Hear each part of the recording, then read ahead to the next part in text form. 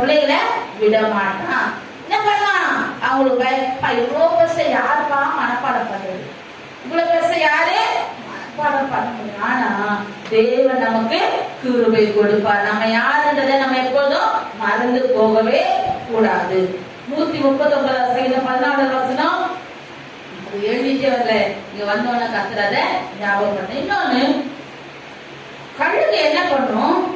முதல்ல வயசானதுக்கு அப்புறம் அது என்ன பண்ணுன்றத பார்த்தோம். இன்னொன்னு, அது குஞ்சு பொறிச்சதுக்கு அப்புறம் அந்த குஞ்சுகள் எல்லாம் என்ன பண்ணுமா, 2 ரெக்கை மேலே உட்கார வச்சுக்கோமா. உட்கார வச்சு என்ன பண்ணும்? ஏறமா போய் என்ன பண்ண தெரியுமா? உயரமா போய் என்ன பண்ணும்? நம்ம என்ன பண்ணோம்? குழந்தைகளை உயரத்தை நம்ம பார்க்க போறோம். குழந்தை என்ன பண்ணுவோம்? கட்டி பிடிச்சிருவோம். அது என்ன பண்ண தெரியுமா? 2 ரெக்கையும் அடிக்க ஆரம்பிச்சிருமா. அப்பதான் அது என்ன எதுக்கு கற்றுக்கொள்ளாது? பறப்பதற்கு கற்றுக்கொள்ளும். எதுக்கு கற்றுக்கொள்ளும்? அதுதான் நமக்கு ஏதாவது பிரச்சனை வரும்போது என்ன பண்ணுவோம்? அதிகமா ஜெபிப்போம். இதுல எனக்கு ஜெயம் கொடுக்க மழ முடியும். நமக்கு கற்றுக் கொடுக்கிறார். எது கொடுக்கிறாரு? நாம் அநேக காரியங்களை எங்களுக்கு வந்த சோதனைகள் மூலமா தான் கற்றுக்கொள்றோம். நீங்க நம்புறீங்களோ நம்பலையோ, எங்களுக்கு வந்த சோதனைகளால தான் குடும்பத்தை, சபைய, பிள்ளைகளை எப்படி எல்லாம் நடக்கணும், எப்படி எல்லாம் அதுல இருந்து வெளியில வரணும் அப்படின்றத எப்படி கற்றுக்கொண்டோம்? எங்களுடைய சொந்த எல்லாமே எங்களுக்கு நடந்ததுதான். நடக்காது. யார் எது சொன்னாலும் இதுதானே, இதுக்குண்டான வழி ஒண்ணு இருக்குது. இதுக்குண்டான வழி. ஒரு பிள்ளை போன வாரம் நம்ம ஏஞ்சல் அவங்க அம்மா விளைய ஏஞ்சல் வருவார். அவங்க அம்மா, ஆண்டி எனக்கு பக்கத்துல ஒருத்தவங்க இருக்காங்க, சொந்த வீடு வாங்கிட்டு போயிருக்கேன், ரொம்ப தொல்லை பண்றாங்க ஆண்டி, நான் என்ன பண்றதுன்னே தெரியல, எனக்கு ரொம்ப மனசு கவலையா இருக்கு. நான் சொன்னேன், ஒரே ஒரு வசனத்தை எடுத்து படி. போட்டெல்லாம் பேசிருக்கோம் 2 பேரும். ஏசாயா 41 அதிகாரம் 12 13 வசனத்தை எடுத்து படிமா. போன்லயே படிச்சுட்டாங்க எனக்கு அப்படின்னு சொல்லி. இப்ப படிங்க எல்லாரும். ஏசாயா 41 12 13. உன்னோடு போராடினவர்களை தேடியும் காணாதிருப்பாய். பொறுமையா படிங்க. உன்னோடு போராடினவர்களை நீ தேடியும் காணாதிருப்பாய். அடுத்தது, உன்னோடு யுத்தம் பண்ண மனுஷர் ஒன்றுமில்லாமல் நீர்ப்பொருள் ஆவார்கள். அது நல்லா பொறுமையா ஒரு வசனமா ஒரு வார்த்தையா பாத்தீங்கன்னா, உன்னோடு போராடினவர்களை நீ தேடியும். இதே வசனத்தை ஒரு நாள் நான் கோவலிக்கு சொன்னேன். அது ஒரு நாள் ஒரு துக்கத்தை சொல்லி அடிச்சு, ஒருத்தவங்க ரொம்ப மனவேதனை படுத்துறாங்க அப்படின்னு சொல்லி நான் சொன்னேன், இந்த வசனத்தை வச்சு நீ ஜெபி, வேற ஒண்ணுமே இல்லை. ஆனா அது பதில் கிடைச்சதா கிடைக்கலனாலே எனக்கு சொல்லுச்சு. ஏன் தெரியுமா? வசனத்தை வைத்து நம்ம ஜெபிக்க நமக்கு எப்படி இருக்கும்? பயங்கர பவர் வரும். கழுதுக்கு 103 வசனம், வாழ வயது போல நமக்கு எப்படி இருக்கும்? பலன், அதிக பலன் கிடைக்கும். நம்ம என்ன பண்ணோம்? வசனம் தான். ரொம்ப கவலைப்பட்டு அழுது பிள்ளை, எனக்கு என்ன பண்றதே தெரியல, சொந்த வீடு வாங்கி வந்துட்டோம், ஆட்டோல எங்கேயும் காப்பாரு, நாங்க இங்க வந்துட்டோம், பக்கத்துல ஒரு வீடு எங்களை ரொம்ப தொல்லை பண்றாங்க ஆண்டி, நான் என்ன பண்றதுனே தெரியல. நான் சொன்ன வசனத்தை மாத்திரம் வச்சிருச்சு அப்படிமா. நீ சாட்சி சொல்ல முடியாது, கர்த்தர் என்ன பண்ணுவாரு? இறக்க செய்வாரு. அப்போ ஒரு வசனத்தை கூட படிக்கலாம். உபாகமம் 32 அதிகாரம் 11 12.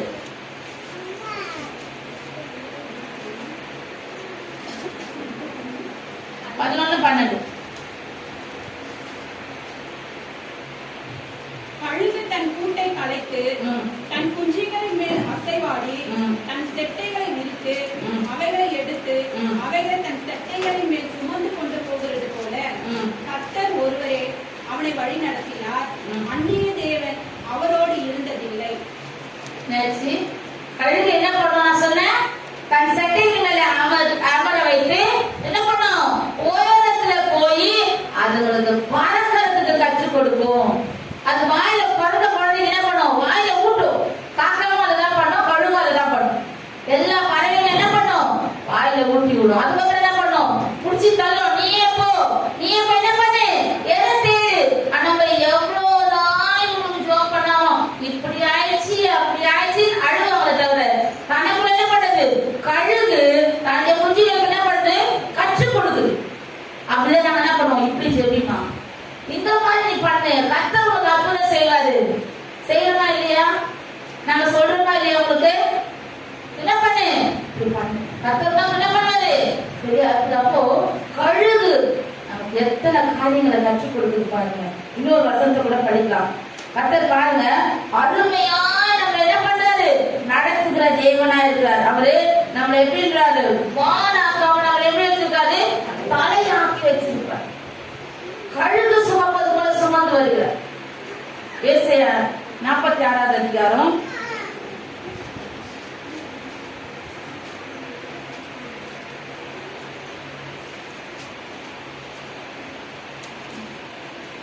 4வது வசனம்.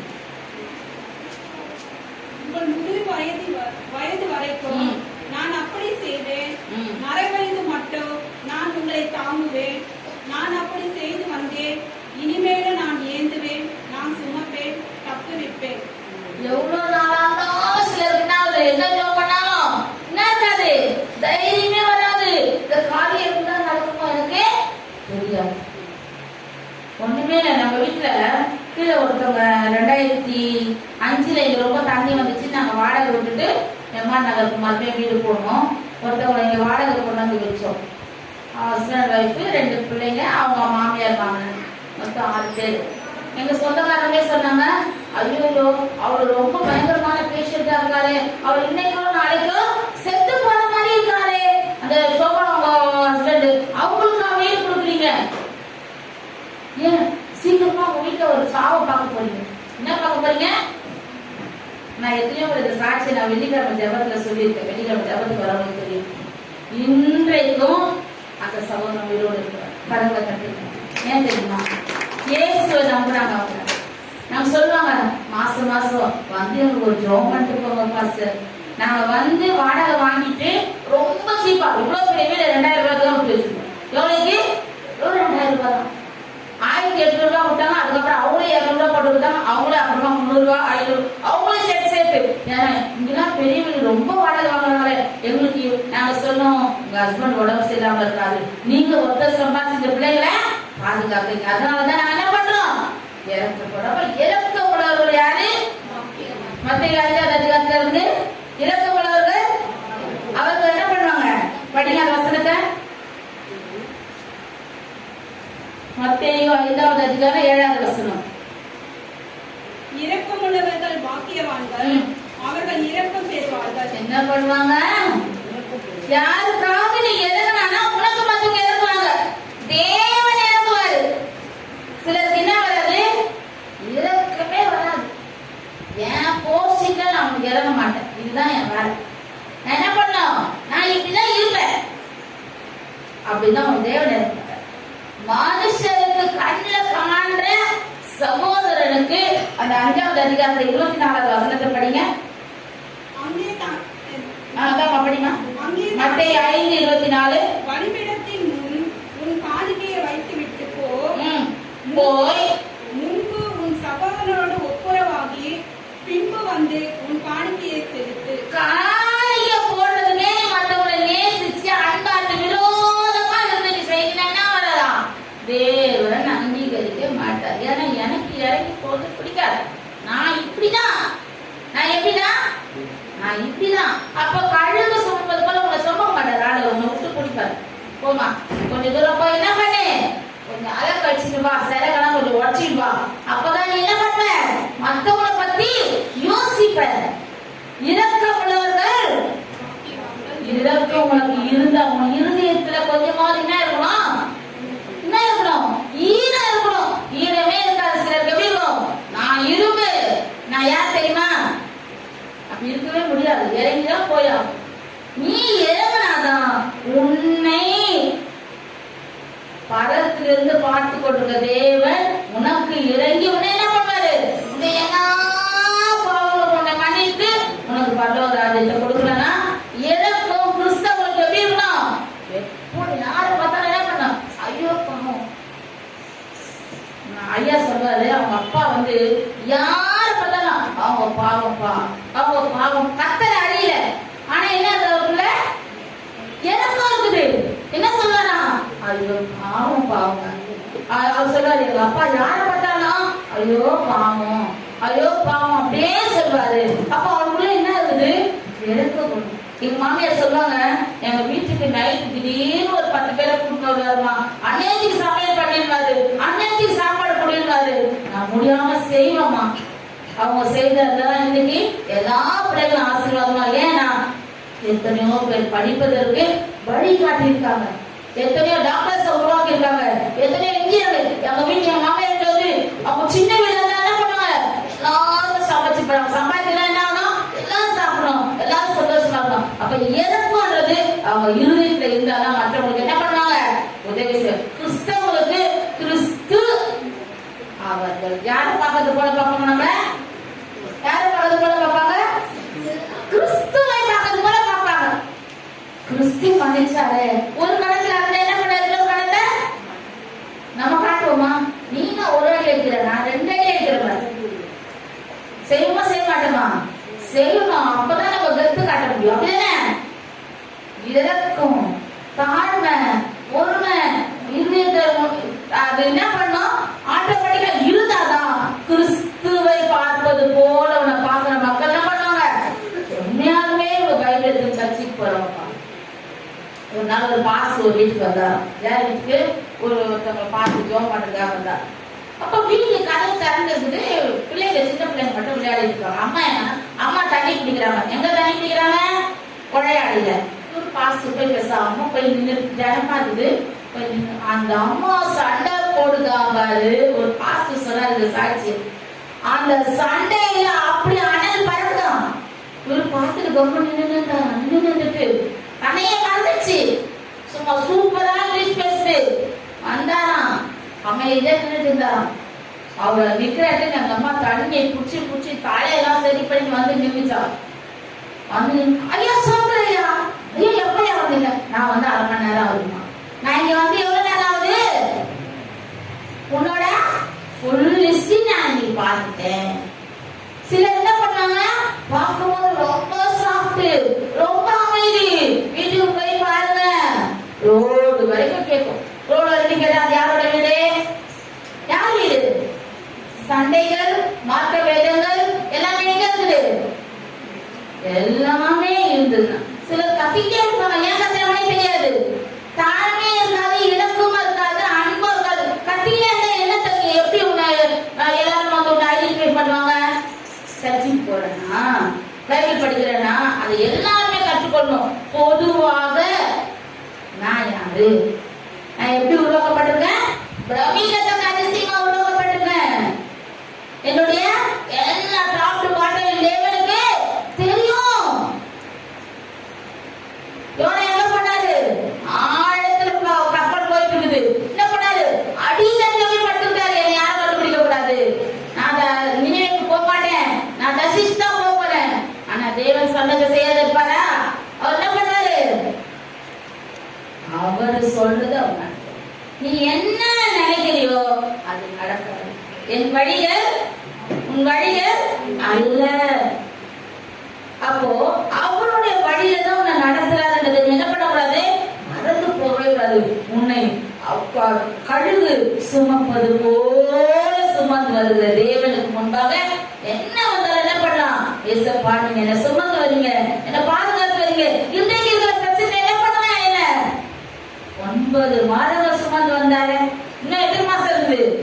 நான் சொன்னேன், இந்த வருஷம் எப்படியோ ஓடி போச்சு பாருங்க. நீ காலையில சொன்னேன் 9 மாதம் முடிய போகுது நாளையோட, இன்னும் 3 மாதம் தான் இந்த வருஷத்துக்கு, இன்னும் 3 மாதம் தான் இருக்கு. அப்போ கர்த்தர் என்ன பண்றாரு, நாம நடத்துறோமா ஒவ்வொரு நாளையும், அவர் நடத்துகிறார். அவர் என்ன பண்றாரு, அவர் நடத்துகிறார். காலையில என்ன பண்றோம், அப்பா இந்த நாளை நீங்க என்ன பண்ணுங்க, பொறுப்பேற்று நடத்துகிறாரு. அடுத்த வசனத்துக்குள்ள போலாம். அடுத்த பாயிண்ட்குள்ள, ஆபத்து காலத்துல மழை விடத்துல வைத்து என்ன பண்றாரு, பாதுகாப்பா. நீதிமன்றம் 9ஆவது அதிகாரம் 27வது வசனம். நீதிமொழிகள் 9:27.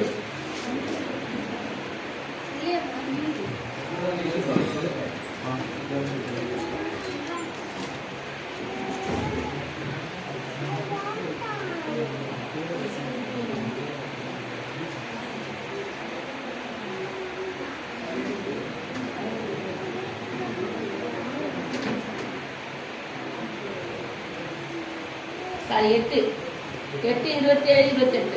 கர்த்தருக்கு பயப்படுது, ஆயுசு நாட்களை பெருக பண்ணும். 8:27-28-29. 8. அவர் வானங்களை படைக்கையில் நான் அங்கே இருந்தேன்.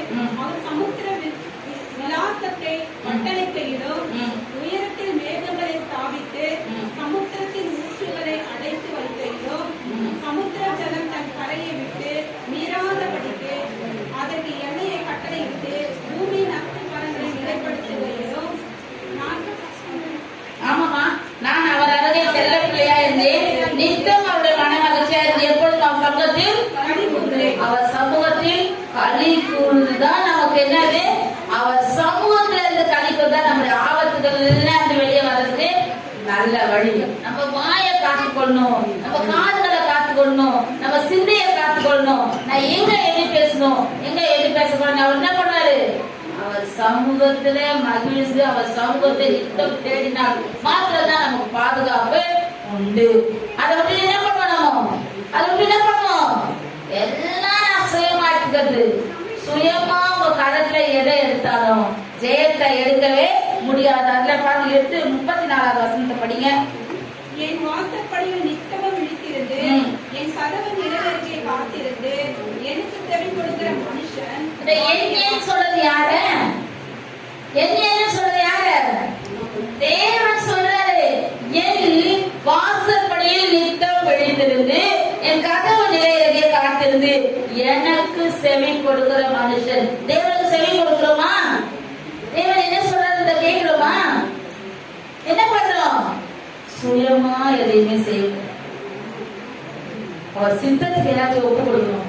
என் வாசற்படியிலே நித்தம் விழித்திருந்து என் கதவு நிலையறிக்கையை காத்திருந்து எனக்கு செவி கொடுக்கிற மனுஷன்.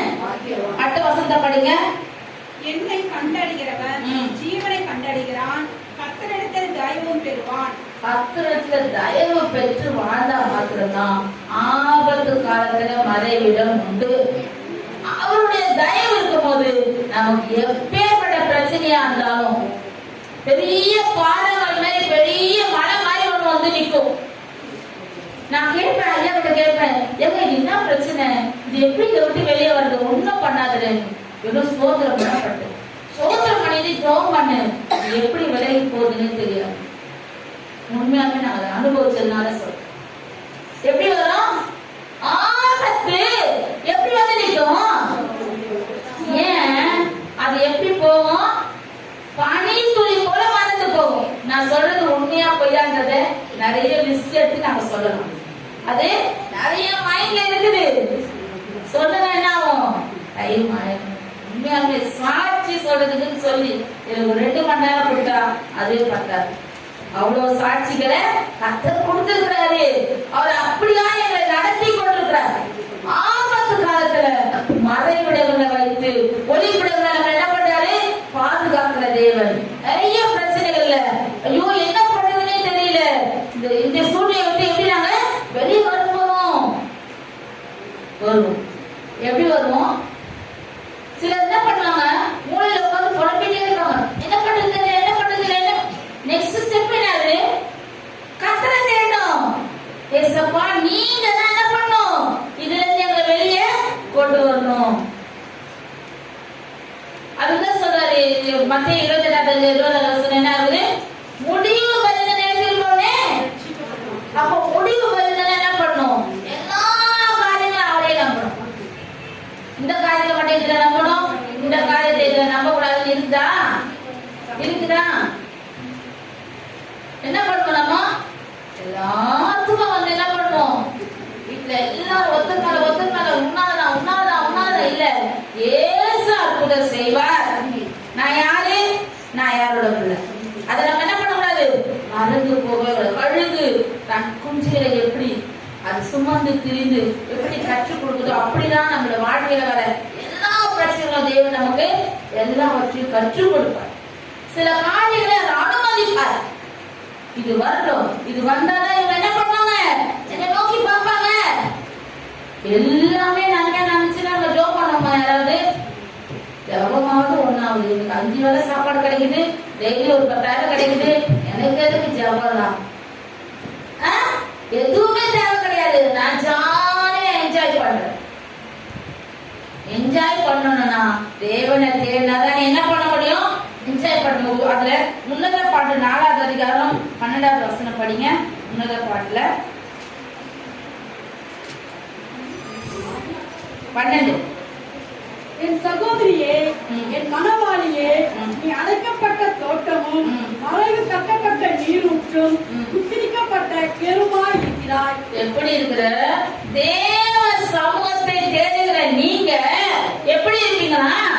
எப்படி இருப்பீங்க?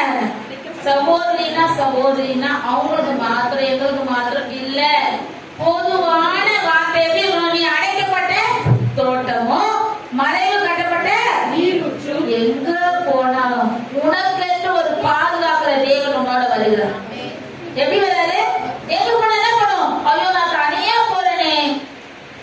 போன வாரம் சண்டே சர்ச்சு முடிஞ்சோடனே எங்க தம்பியோட குழந்தை ஹாஸ்பிட்டல் அட்மிட் பண்ண. நான் தனியாலாம் போனதே இல்லை. எங்க ஸ்டான்லி ஹாஸ்பிட்டலுக்கு, அதுவும் கவர்மெண்ட் ஹாஸ்பிட்டலுக்கு தைரியமா கிளம்பிட்டேன். நான் போன் பண்ண நினைச்சேன், வேணா நீ போன் பண்ணி கூட்டிட்டு போலாமா? அப்போ நினைச்சேன் பாவம் சண்டே தான் கொஞ்சம் ஃப்ரீயா இருப்பாங்க, பாத்துக்கலாம் நம்ம போலான்னு சொல்லி பஸ்லயே போயிட்டு பஸ்லயே வந்தேன். எப்படி வந்தேன்? போன் பண்ணி எங்க தம்பி அவ சொல்றா, ஏன் சித்தி தனியா வந்தீங்க? நான் தனியா வரலமா, ஏசப்பா என்னோட கூட வந்தாருமா, என்ன கூட்டிட்டு வந்து பத்திரமா கொண்டு போய் எப்படி போனேன்? 2:30 மணிக்கு இங்க இருந்து கிளம்பினேன். 4:45 வீட்டுக்கு வந்து சேர்ந்துட்டேன். பஸ்ல தான் போனேன், ஆட்டோ புக் பண்ணி தான் போனேன். என்னால நடக்க முடியாது. நான் யாரு? எனக்கு ஆட்டோ வேணும், எனக்கு கார் வேணும்னு சொல்லி நான் உட்காந்துருந்தேன்னா நடக்குமா? அவங்க மாமியார் இருந்தாங்க, எங்க தம்பியோட மாமியார். அவங்க ரொம்ப சந்தோஷப்பட்டாங்க, நீயாவது வந்து பாத்தியம்மா குழந்தைய. ஒரு வியாதிஸ்தன்னு கேள்விப்பட்டேன். யாருமே அந்த ஒரு இறக்கு அந்த அம்மா ஓடி என்ன பண்ணுவோம்? சாப்பாடே நான் வந்துதான் சாப்பிட்டேன். மருமக சமைச்சு வச்சிருந்து நான் சாப்பாடே 5 மணிக்கு தான் வந்து சாப்பிட்டேன். ஏன்னா எனக்கு என்னன்னா அந்த குழந்தை எப்படி இருந்து தெரியல, ஃபீவர் அதிகமானதுனால தானே அட்மிட் பண்ணிருக்காங்க. எனக்கு வந்து என்ன பண்ணுவோம்? மற்றவங்களை பத்தி யோசிப்போம், மற்றவங்களால ஜெபிப்போம். ஜெபிக்கிறதுக்கு கூட என்னது? நானே, என் கணவர், என் பிள்ளைகள், என் மனைவி, என் உற்றார் உறவினர், அவங்க ஜெபம் முடிஞ்சு நிறைய பேர் அப்படிதானே. எனக்கு தெரியாது. அதாவது இங்கிலீஷ் என்ன பண்ணுவாங்க அதெல்லாம். அப்ப அவங்களுக்கு நமக்கு என்ன வித்தியாசம் இருக்குது?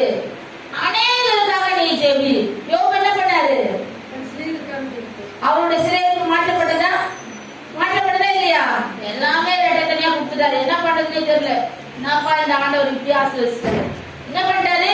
தன் சிநேகிதருக்காக, தன் சிநேகிதர் அவர்களும் என்ன பண்ணும்? என்ன போல ஆசீர்வாதமா இருக்கணும், அவர்களும் இந்த எல்லா பிரச்சனைகளும் வெளியே வரணும்னு சொல்லி அவர் வேண்டுதல் செய்ததுனால ஆண்டவர் பார்த்தாரு, நீ இருக்கிற இந்த நிலைமையில மற்றவங்களை குறித்து நீ யோசிக்கிறியே, நீ யாரு?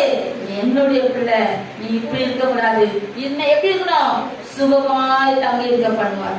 என்ன பண்ணுவார்? நம்மள சுகமாய் தங்கி இருப்பார். நமக்கு என்ன பிரச்சனை வந்தா அது அவர் எப்படி இருக்கும்? கண்ணை இமை காப்பது போல அவர் எப்படி நம்மளை பாதுகாக்கிறாரா? நம்மள நல்லா தூங்குறோமா இல்லையா? நைட்ல யாரெல்லாம் தூங்குதே இல்லை. நான் தூங்குவது நல்லா தூங்கிருக்கேன். ஒரு சில வயசானவங்களாம், ரொம்ப வயசானவங்க இப்ப காலையில என்ன சொல்லுவாங்க, நான் நைட்லாம் தூங்கவே இல்லை. நீ நல்லா தான் தூங்கினேன், நம்ம தான் பார்த்தேன். தூக்கமே இல்லையா? ஆமா, நான் சொல்றேன் வயசாயிடுச்சு அதிகமா உங்களுக்கு தூக்கம் வரும். நாம அந்த வயசு வந்தேன்னா தூக்கம் வரும். தேவன் யாரு? தமக்கு பிரியமானவங்களுக்கு என்ன கொடுக்குறாருமா? அப்ப நீ பிரியமா இருந்தா உனக்கு நித்திரை கண்டிப்பா வரும். என்ன வயசானா என்ன வரும்?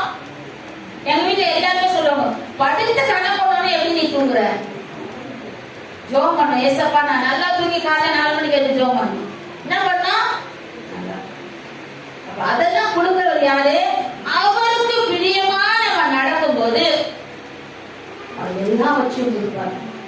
நல்ல நித்திரை கொடுப்பாரு, நல்ல ஆகாரத்தை கொடுப்பாரு, நல்ல ட்ரெஸ் கொடுப்பாரு. நம்ம எதெல்லாம் கேட்கணுமோ அதெல்லாம் எப்படி கொடுப்பாரு? அவருக்கு பிரியமா அவர் ஆலோசனையில நடக்கும். யாரோட ஆலோசனை நடக்கணும்? தேவனுடைய ஆலோசனை நடக்கும். தேவனுடைய ஆலோசனை நடக்கும் போது என்ன ஆகும்? நமக்கு எல்லாமே அவர் ஆலோசனை கொடுப்பாரு. நீ இப்படி இரு, நீ இப்படி செய், நீ இதை பண்ணு. நம்ம ஆலோசனை இல்லாம என்ன பண்றது? அது லேடிஸ்க்கு தான் சொல்லலாம். வசனத்தை பொதுவாக சொல்லலாம். நீதிமன்றத்தில் 14வது அதிகாரம் 1 வசனம் என்னமா? புத்தியுள்ள ஸ்திரீ வீட்டை கட்டுகிறாள், புத்தி இல்லாத ஸ்திரீயோ தன்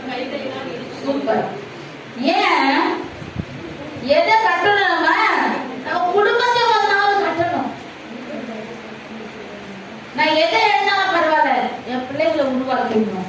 என்ன பண்ணும்? என் பிள்ளைகளை உருவாக்கணும். என் கணவன் பிரயோஜனமா இருக்கணும். நம்ம அதுதான் நம்ம எல்லாருக்கும் கணவன் மனைவி எல்லாருக்குமே பொதுவா சொல்றேன். புத்தின்றது ஒண்ணு இருக்குது, நமக்கு எக்ஸ்ட்ரா பவர் இருக்கு. யாருக்கு? கிறிஸ்துவை அறிந்த நமக்கு என்ன இருக்குது? என்ன இருக்குது?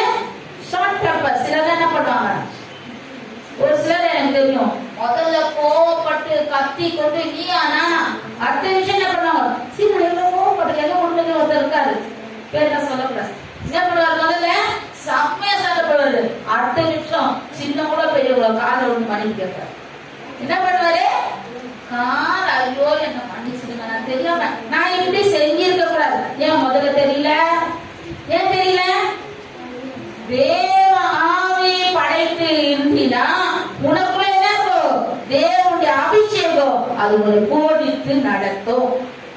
அவருடைய அபிஷேகம் என்ன பண்ணும்? நீ இதை செய்யுமா, இதை நீ செய்யாதன்னு சொல்லி போதித்து நடத்தும். இன்னொரு வசனத்தை கூட படிக்கலாம். யாத்திராகமம் 15வது அதிகாரம் 11வது வசனம். 15-11. கர்த்தாவே, தேவர்கள் உமக்கு ஒப்பானவர் யார்? பரமத்து மகத்துவம் உள்ளவரும் துதிகள் பயப்படத்தக்கவரும் அற்புதங்களை செய்கிறவரும் ஆகிய உமக்கு ஒப்பானவர் யார்? அற்புதங்களை செய்கிற தேவன் ஒவ்வொரு காரியத்திலும் நமக்கு அற்புதம் செய்வாரு. அந்த நேரம் ஏசப்பா நமக்கு நன்றி ஏசப்பா. அடுத்தது சர்ச்சைக்கு வரலையாமா, வேலைக்கு போயிட்டு ஏமா நைட் பிரேயர் வரல? இப்பெல்லாம் யாருமே கேட்குதே இல்லை. முடிஞ்சா வாங்க, உனக்கு கர்த்தர் நன்மை செய்திருக்கிறாருன்னு நினைச்சு என்ன பண்ணும்? சில வீட்டுல ரெஸ்ட்ரிக்ஷன் உண்டு, போக கூடாது. சில வீட்டுல கணவன் ரட்சிக்கப்படலன்னா வர முடியாது. அப்படியாப்பட்டமா நம்ம ஒண்ணுமே சொல்ல முடியாது. சிலருக்கு முடியும், ஆனா தூக்கத்தை விட முடியுமா? இந்த வாரம் அடுத்த வாரம் நம்ம அமாவாசை பிரேயர் சொல்லலன்னு நினைக்கிறேன். அந்த தேதி பார்த்து இப்ப சொல்லுவாங்க. அப்போ நம்ம என்ன 2ஆம் தேதியா? சூப்பர். 2ஆம் தேதி அமாவாசையா? 1ஆம் தேதி நைட்டு. நாளைக்கு நைட் தான் நமக்கு பிரேயர். நாளைக்கு நைட்டு பிரேயர் 10 மணி நேரம் 12 மணி இருக்கும்.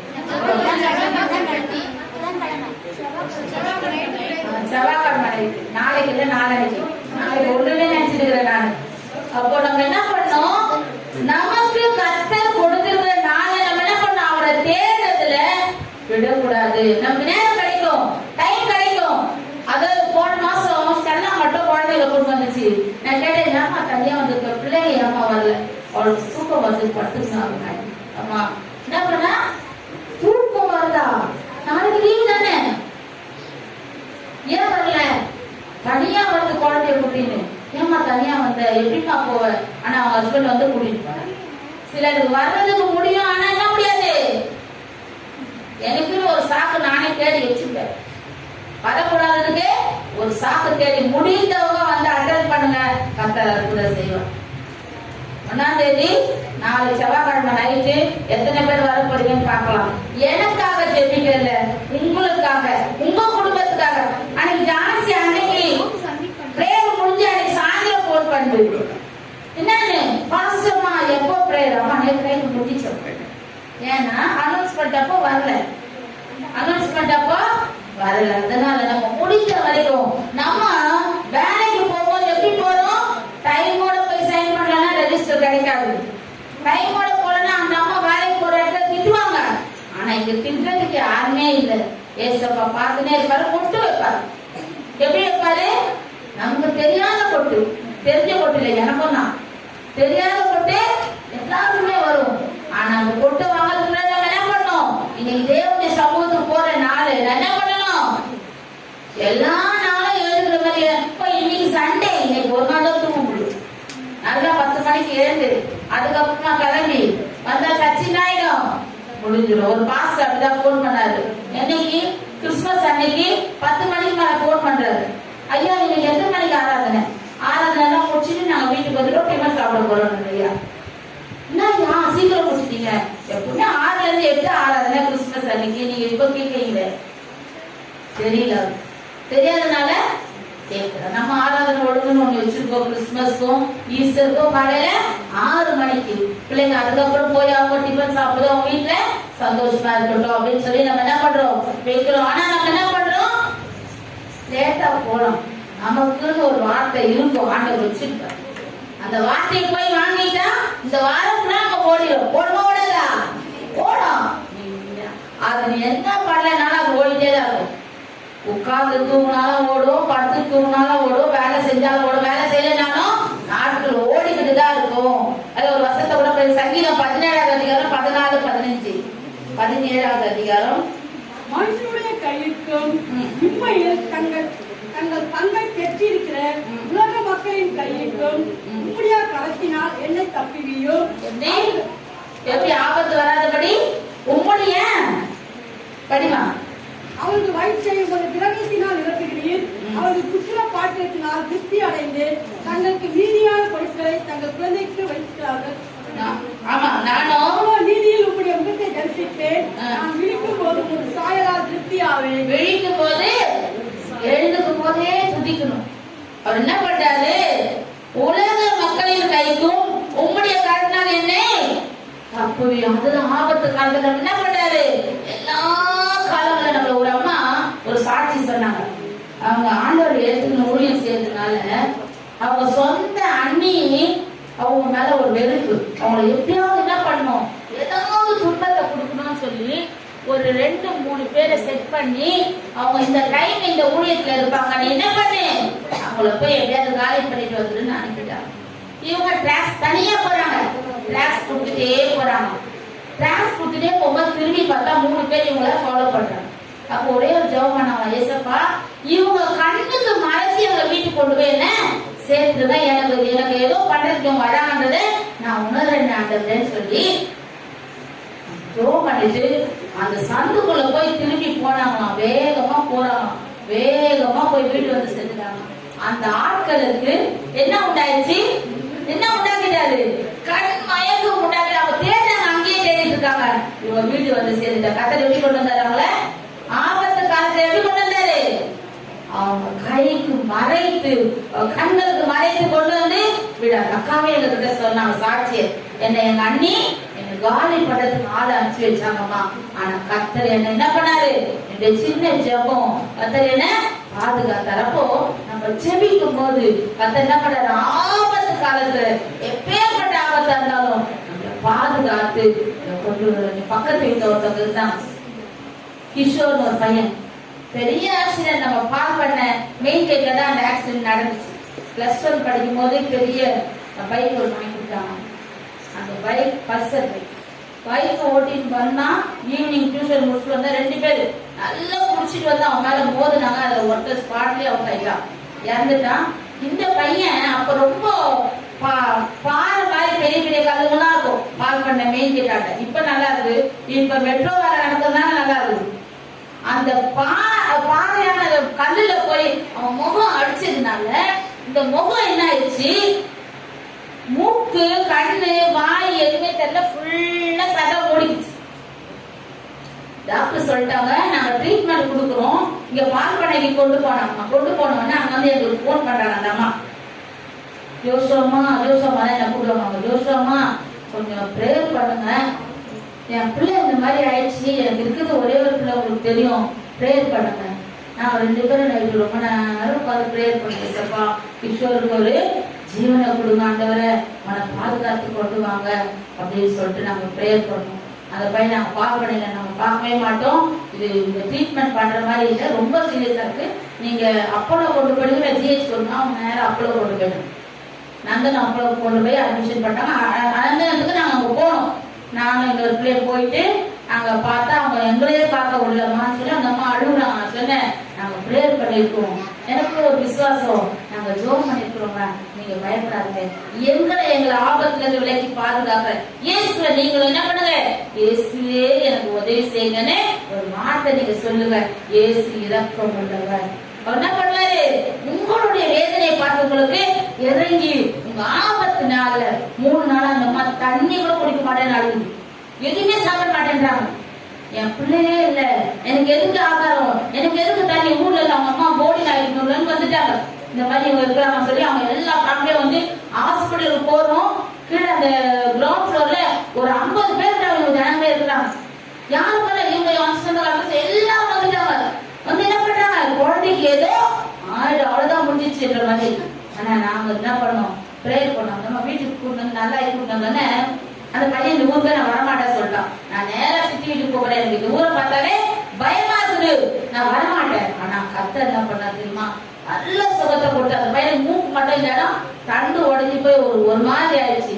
அவங்க இந்த முகத்துக்கு மாத்திரம் 18 லட்சம் செலவு பண்ணணும். அந்த அம்மாவே சொன்னாங்க, என்ன சொன்னாங்க, நம்ம ஜெபித்ததுனால உண்மையாவே பெருமை நம்மளுக்கு இல்ல, இயேசுக்கு தான். இரக்கமுள்ள தேவன் அந்த பிள்ளைக்கு ஜீவன் உண்மையா கடவுளை கட்டுங்க. இரக்கமுள்ள தேவன் நமக்காக ஜெபிக்கும் போது மாத்திரம் இல்ல, நம்மளை சேர்ந்தமா நம்ம கிட்ட உதவி கேட்கறாங்க இல்லையா, நம்ம ஜோம் நம்ம சொல்லுவோம், யோசோமா அவங்கள கூட ப்ரேயர் பண்ண சொன்னே. போன மாசம் அந்த பையன் மேரேஜே முடிஞ்சிச்சான். கிஷோருக்கு இங்க நம்ம ஏஞ்சல் அவங்க அம்மா தான் சொன்னாங்க, போன மாசம் கிஷோருக்கு மேரேஜ் முடிஞ்சிச்சு அப்படின்னு. ரொம்ப சந்தோஷங்க. அந்த வீடு அவங்க வித்துட்டு போயிட்டாங்க, பையன் வர மாட்டேன்னு சொன்னதுனால. ரொம்ப நல்லா கட்டியிருப்பாங்க அந்த வீடு, பக்கத்து வீடு நாங்க போய் பார்த்துட்டோம். ஆனா ஏன் சொல்றேன்னா, ஆபத்து காலத்துல உதவி செய்கிற தேவன் நம்மளோட எப்பவுமே இருப்பாங்க. ஒன்ன பண்ணாரு, நம்மள நடத்துறாரு. நம்ம ஜெபிக்கிறோம், மற்றவங்களையும் என்ன பண்றாரு பாருங்க. நம்ம சொந்த பண்ணவர்கள் என்ன பண்ணலாம், நம்ம ஆதரவு. நான் பரலோகத்துக்கு போறேன், என் சகோதரி என் சகோதரன் என் சொந்த பந்தங்க எல்லாரும் என்ன பண்ணணும், பரலோகத்துக்கு வரணுமா வேணாமா? நான் மட்டும் போனா போதுமா? மார்க் 10வது அதிகாரம் 30வது வசனத்தை படிங்க. மார்க் 10:30.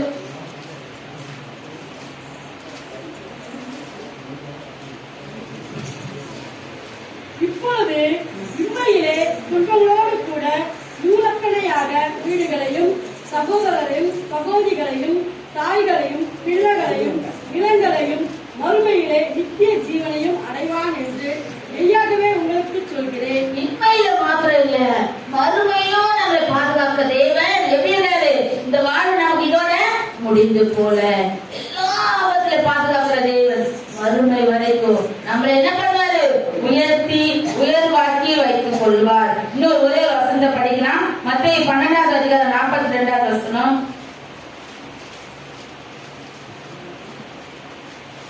தென் தேசத்து ராஜஸ்திரீ பூமியின் இடையில் இருந்து சாலோமோனுடைய ஞானத்தை கேட்க வந்தால், இதோ சாலோமோனிலும் பெரியவர் இங்கே இருக்கிறார். ஆதலால் நியாயத்தீர்ப்பு நாளிலே அந்த ராஜஸ்திரீ இந்த சந்ததியோடு எழுந்து. தென் தேசத்து ராஜஸ்திரீ யாரை பத்தி கேள்விப்பட்டா? சாலோமோனை பத்தி. இந்த இடத்துல சாலோமோனில பெரியவர் எங்க இருக்கிறாரு? தேவாலயத்துல இருக்கிறாரு. தேவாலயத்துக்கு வரணும்னா நமக்கு எப்படி இருக்கும்? ஐயோ இன்னைக்கு சண்டேவா, 3 மணி நேரம் பேக்கப் ஆயிடும். நம்ம என்ன பண்ணோம்? ஐயோ இது ரொம்ப கஷ்டமான வேலை. கஷ்டமான வேலை தானே. அடைச்சி போட்டு வச்சிருக்காங்க சர்ச்சில. அந்த ஆசீர்வாதம் கர்த்தர் இந்த ஒரு நாள் அவர் சமூகத்துல 2 மணி நேரம் வந்து அமரும் போது அவர் எப்படி இருக்கிறார், நம்மள எப்படி இருக்கிறாரு, நிறைவாய் நடத்துகிறார். 3வது பாயிண்ட் ஒரு பார்க்கலாம். முழு இதயத்தோடு தேவனுக்கு நன்றியோடு நம்ம வாழணும். முழு இதயம் முழு மனதோடு வாழ வேண்டும். அதாவது மார்க் 12வது அதிகாரம் 30வது வசனம். மார்க் 12:30.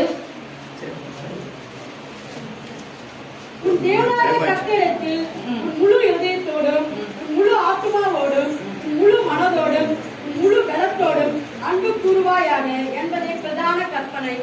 எப்படி நம்ம அன்பு கூறுறோம்? எப்படி அன்பு கூறுறோம்? முழு மனசு, முழு பலம், முழு இதயம், முழு ஆத்மா, முழு பலத்தோட தேடுறோமா? இல்ல கொஞ்சம் தலைவலிதான் அடுத்த வாரம் போயிடலாம் சர்ச்சி. இந்த வாரம் தலைவலி, அடுத்த வாரம் வயிறு வலி வரும், அதுக்கு அடுத்த வாரம் கை வலி வரும். எது வரும்? உன்ன லைனா வரும். ஏன்னா நீ அதான் விரும்புற.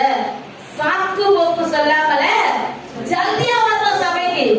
எந்த இருக்கட்டும், தலைவலியா இருக்கட்டும், கை வலியா இருக்கட்டும், கால் வலியா இருக்கட்டும், எங்க வந்து நானு தேவ சமூகத்துக்கு ஓடி வந்துடணும். அதுதான் ஆசீர்வாதம். அதுதான் நமக்கு.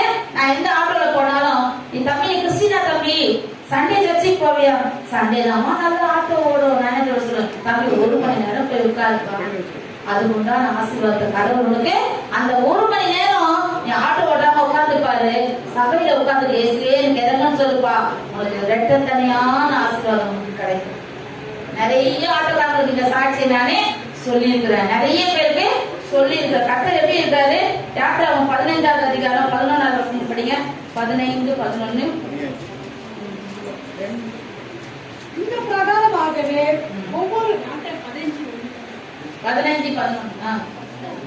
கர்த்தாவே, தேவர்களில் உமக்கு ஒப்பானவர் யார்? யார்? பரிசுத்தத்தில் மகத்துவம் உள்ளவரும் துதிகளில் பயப்படத்தக்கவரும் அற்புதங்களை செய்தவருமாகிய உமக்கு ஒப்பானவர் யார்? அதாவது அற்புதங்களை செய்கிற தேவனை முழு இதயத்தோட தேடுறது. அற்புதம் செய்யும் போது மாத்திரம் தேடுறதில்ல, எப்போதும் எப்போதும் எனக்கு ஒருவர் இருக்கிறாரு, என்னை தேடுகிற ஒருவர் இருக்காரு, என்னை ஆதரிக்கிற ஒருவர் இருக்காரு, என்னை எல்லா காலங்களும் நடத்துகிற ஒரு தேவன் இருக்காரு.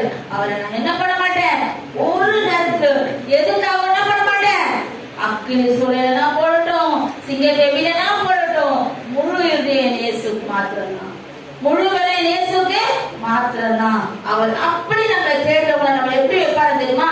செப்பனியா 3வது அதிகாரம் 20வது வசனத்தை படிக்கலாம். செப்பனியா 3:20.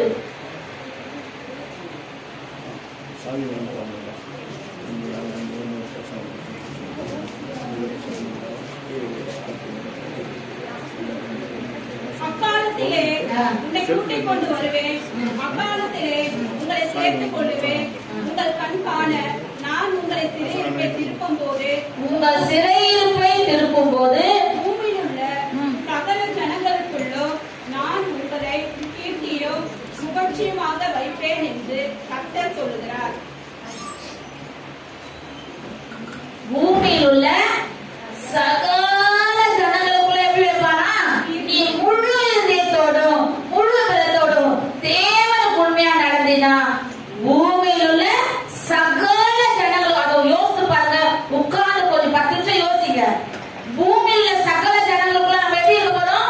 ஆசீர்வாதமான மக்களா இருக்க போறோம். கர்த்தர் தானே இந்த வசனங்களை ஆசீர்வதிப்பாராக, உங்களுக்கு பிரயோஜனம் உள்ளதாய் ஆட்சி கொண்டு போறாங்க. ஆமென். எடுத்துக்கோ, பாட்டு எல்லாம் எடுத்துக்கோ.